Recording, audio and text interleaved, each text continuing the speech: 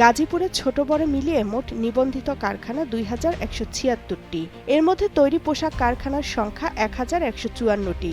গত আগস্টের পর ৫৪টি কারখানা বন্ধ হয়েছে, প্রায় সবকটি তৈরি পোশাক ও বস্ত্র খাতের। সাভার, আশুলিয়া ও ধামরাইয়ে শিল্প কারখানা রয়েছে ১,৮৬৩টি। এর মধ্যে তৈরি পোশাক কারখানা ৭৪৫টি।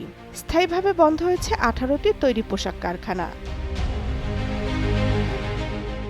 ৩ শিল্প এলাকায় ৭ মাসে ৯৫টি কারখানা স্থায়ীভাবে বন্ধ হয়েছে। গাজীপুর, সাভার, নারায়ণগঞ্জ ও নরসিংদীতে কারখানাগুলো বন্ধ হওয়ায় প্রায় ৬২,০০০ কর্মচারী শ্রমিক কাজ হারিয়েছেন। অধিকাংশ শ্রমিক তাদের বকেয়া মজুরি ও সার্ভিস বেনিফিট পাননি। বেকার শ্রমিকেরা প্রায় কারখানা খুলে দেওয়া ও বকেয়া পাওনার দাবিতে রাস্তায় নেমে আন্দোলন করেন। কেউ কেউ নতুন চাকরি পাচ্ছেন, অনেকে বেকার থাকছেন, পরিবার নিয়ে গ্রামে চলে যাচ্ছেন।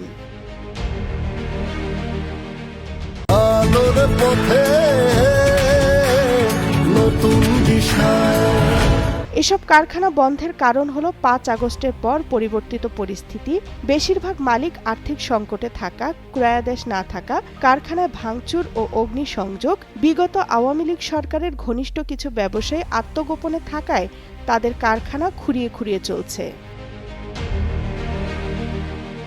চাকরি হারানো শ্রমিকরা চান ক্ষতিপূরণ নিশ্চিত করতে সরকারি উচ্চ পর্যায়ে একটি ত্রিপক্ষীয় কমিটি করা হোক। যারা ক্ষতিপূরণ পেয়েছেন সেটিও খুব সামান্য।